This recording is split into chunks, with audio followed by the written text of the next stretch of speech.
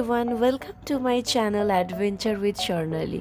তো আপনারা আমার প্রিভিয়াস ব্লগে দেখেছিলেন যে আমি দুবাইতে ছিলাম। তো আমাদের নেক্সট ফ্লাইটটা ছিল পরের দিন। তো আমাদের দুবাই থেকে পরের দিনের ফ্লাইটটা ছিল ভোর 4টের সময়। ফ্লাইটটা ছিল দুবাই টু জোহানেসবার্গ অবধি। যথারীতি আমরা আমাদের সময় মতো আমাদের জোনে পৌঁছে যাই। তারপরে গিয়ে দেখি ডাবল ডেকার ফ্লাইট, মানে কলকাতায় আমি ডাবল ডেকার বাস দেখেছিলাম, কিন্তু ফ্লাইট এটা ফার্স্ট টাইম দেখা আমার দুবাইতে। ফ্লাইটের মধ্যে দুটো ফ্লোর ছিল। ফার্স্ট ফ্লোরটা ছিল আপনার বিজনেস ক্লাস আর ফার্স্ট ক্লাসদের জন্য, আর নিচের ফ্লোরটা ছিল আপনার ইকোনমি ক্লাসদের জন্য। আমাদের ফ্লাইটটা যেহেতু ভোরবেলায় ছিল, তো সেই কারণে আমাদের ফ্লাইটে ইন করার পরে সবাই মোটামুটি ঘুমিয়ে পড়েছিল। তো ভেতরটা আপনারা দেখতেই পাচ্ছেন যে কীরকম লাগছে। ভেতরটা সুন্দর মনে হচ্ছিল, যেন ভেতরেই একটা ছোট্ট আকাশ আর তার মধ্যে অনেক তারা দেখা যাচ্ছে, মানে ওপরটা এতটাই সুন্দর লাগছিল।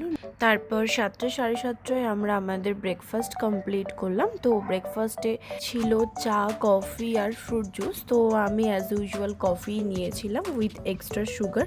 মানে আমার মতো যারা বেশি চিনি খেতে পছন্দ করো তারা ডেফিনেটলি আর একটা এক্সট্রা সুগার নিয়ে নেবে। আমার তো একদম পছন্দ হয় না ব্ল্যাক কফি, তো সেই কারণেই আমি এক্সট্রা সুগার নিয়েছিলাম।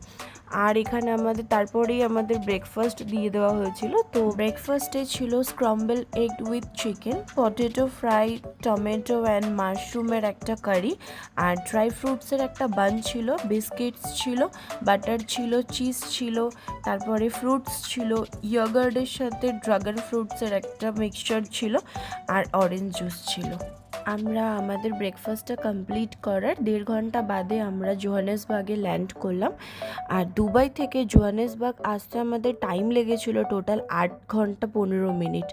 আর দুবাই থেকে আমরা জোহানেসবার্গ অবধি আমাদের ফ্লাইটটা এমিরেটসেই আমরা ট্রাভেল করেছি।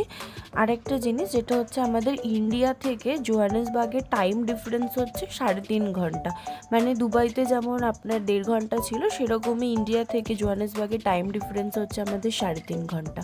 একটা মজার জিনিস হলো যে কিনা এই ফ্লাইটের উইংসটা এতটাই বড় যে কিনা আমি উইন্ডো সিটে বসেও উইংস ছাড়া আর কিচ্ছু দেখতে পাচ্ছিলাম না।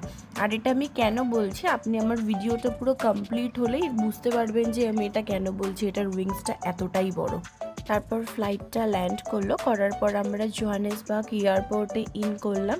করার পরে তারপরে ওখানে আমাদের আরেকবার বোর্ডিং নিতে হয়েছিল, কারণ যেহেতু আমাদের পরের দিনের ফ্লাইট ছিল দুবাই থেকে, তো সেই কারণেই আমরা ইন্ডিয়া টু বতসোয়ানার বোর্ডিংটা পাইনি। তো সেই কারণেই আমাদের আবার জোহানেসবার্গে এসে আমাদের আবার বোর্ডিং করতে হয়েছিল। তো এখান থেকে আমরা বোর্ডিং নেবার পরে তারপর আমরা এয়ারপোর্টটা ঘুরে তারপরে দেখলাম এয়ারপোর্টটা খুব একটা বেশি বড় নয়, কিন্তু সুন্দর, ছোট্ট, খুব সুন্দর। তারপর আমরা আমাদের বোর্ডিংটা দেখিয়ে আমরা বাসে চেক ইন করলাম। বাসে চেক ইন করার পরে তারপরে আমরা ফ্লাইটে উঠলাম।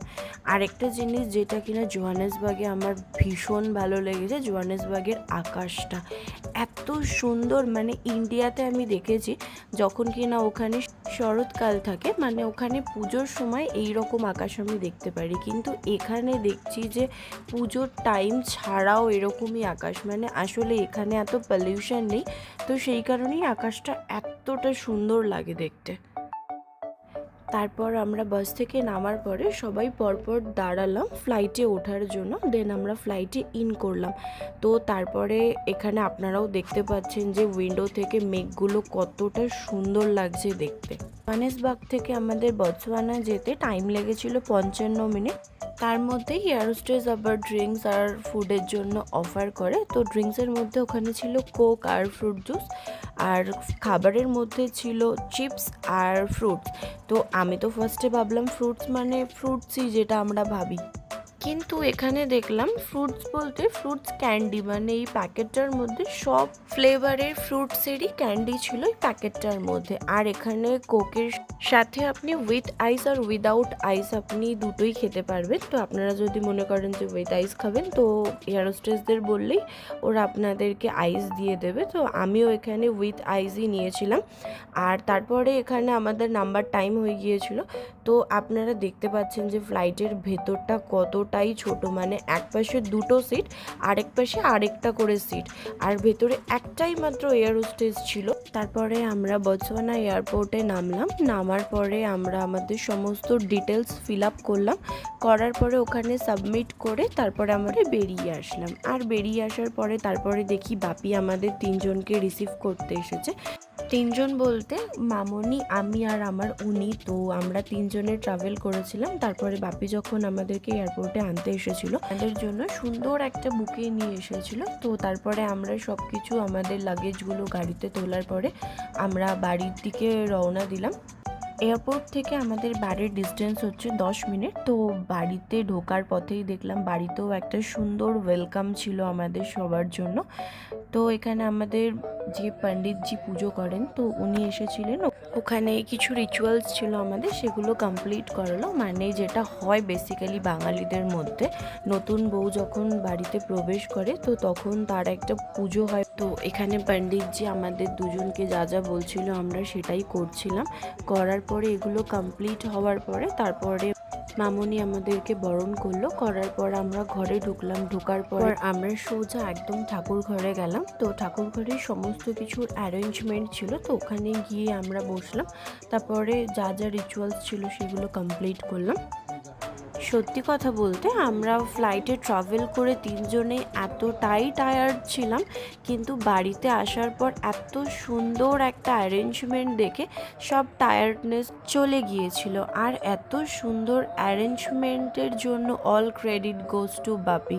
মানে তারই এত কিছু প্ল্যানিং ছিল যে আমাদেরকে এয়ারপোর্টে আনতে যাবে, তারপরে বাড়িতে পুজোর অ্যারেঞ্জমেন্ট সমস্ত কিছু প্ল্যানিং করে রেখেছিল সে অলরেডি আগে থেকে। আমাদের সাথে দেখা করার জন্য আমাদের নেইবার্সরাও এসেছিল। আসলে যখন আমরা বাড়ি থেকে অনেকটা দূরে থাকি তখন নিজের দেশের লোকের সাথে দেখা করার একটা আলাদাই এক্সাইটমেন্ট কাজ করে সবার মধ্যে। তো সেই এক্সাইটমেন্টটাই কাজ করছিল সবার আমাদের সাথে মিট করার জন্য। আমাদের আরও কিছু রিচুয়ালস হয়েছিল, যে রিচুয়ালসগুলোর ক্লিপসগুলো আমার কাছে নেই বলে আমি এতে ইনক্লুড করতে পারিনি। আর এই যে সুন্দর ক্লিপসগুলো আপনারা দেখতে পাচ্ছেন, এখানে একটা পুচকে বাচ্চা ছিল, সেই এই সমস্ত ভিডিওসগুলো আমাকে করে দিয়েছে। তারপর আমাদেরকে সবাই ফুল দিয়ে ওয়েলকাম করলো। ফুল দিয়ে ওয়েলকাম করার পরে আমরা সবাই মিলে ঠাকুর ঘরে চলে গেলাম। তো ঠাকুর ঘরে গিয়ে ঠাকুর মশাই ওখানে সব কিছু অ্যারেঞ্জমেন্ট করে রেখেছিল। তো করে রাখার পরে আমরা ওখানে পুজোতে বসলাম দুজনেই। এখানে আপনারা আমাদের বাড়ি দুর্গা মন্দিরটা দেখতে পারবেন। আসলে আমাদের বাড়িতে প্রত্যেক বছরই দুর্গা পুজো হয়।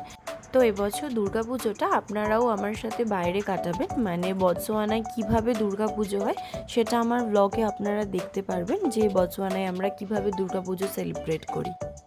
আমাদের সব পুজো কমপ্লিট হয়ে যাওয়ার পরে আমরা আমাদের রুমে চলে গেলাম। তো ফ্রেশ হওয়ার পরে সেখানেও একটা সারপ্রাইজ আমার জন্য ওয়েট করছিল। মানে সেই সারপ্রাইজটা বাপি আর আমার উনি দুজন মিলে প্ল্যান করে রেখেছিল। একটা সুন্দর একটা ফোন গিফট করেছিল আমাকে। তো আমি তো দেখে খুব এক্সাইটেড হয়ে গেছিলাম ফোনটা। আসলে এই গিফট জিনিসটাই এরকম, কাউকে দেওয়ার মজাটা একরকম, আর সেই গিফটটা পেয়ে যদি তার পছন্দ হয়ে যায় তাহলে তার অনুভূতিটা আরও দ্বিগুণ বেড়ে যায়। মানে কাউকে দেওয়ার যে একটা আনন্দ, সেই আনন্দটাই একদম অন্যরকম। সত্যি কথা বলতে এত সুন্দর অ্যারেঞ্জমেন্ট, এত সারপ্রাইজ প্ল্যানিং, সমস্ত কিছুর জন্য ডেফিনেটলি একটা থ্যাংক ইউ বাপিও ডিজার্ভ করে, আর একটা থ্যাংক ইউ আমার উনি ডিজার্ভ করে। আর আমাদের বাড়ির ডিনারের মেনু ছিল মাটন, পাবদা মাছ, ডাল, শাক। আর বেসিক্যালি ইন্ডিয়ার বাইরে থেকে ইন্ডিয়ার মতো ভাইবস পাওয়ার জন্য এই বাঙালি খাবারগুলোই যথেষ্ট। তো আজকের জন্য এতটাই। আবার দেখা হচ্ছে আমার নেক্সট ব্লগে। So waiting for my next blog. আর এই ব্লগটা কেমন লাগলো সেটা অবশ্যই আমাকে কমেন্টসে জানাবেন। আর পছন্দ হলে ডেফিনেটলি একটা লাইক করে দেবেন, and share also. Bye bye, দেখা হচ্ছে আবার নেক্সট ব্লগে। সকলে ভালো থাকবেন।